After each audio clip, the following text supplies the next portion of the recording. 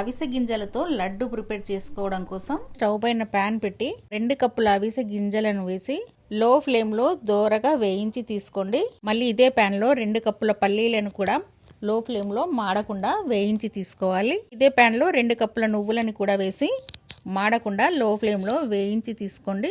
ఇవన్నీ కూడా పూర్తిగా చల్లారిన తర్వాత మిక్సీ జార్ లో వేసి మెత్తగా పొడి చేసి తీసుకోవాలి. తురుముకున్న బెల్లాన్ని ఇలా గిన్నెలో వేసి బెల్లం మునిగేంత వరకు నీళ్లు పోసి బెల్లాన్ని కరిగించుకొని అగట్టుకున్నామంటే ఏమైనా చెత్త రాళ్ళ లాంటివి ఉంటే పోతుంది. ఇక్కడ నేను ఈ లడ్డు చేసుకోవడానికి 1/2 కిలో పల్లీలు, 1/2 కిలో నువ్వులు, 1/2 కిలో అవిసెలు తీసుకున్నానండి.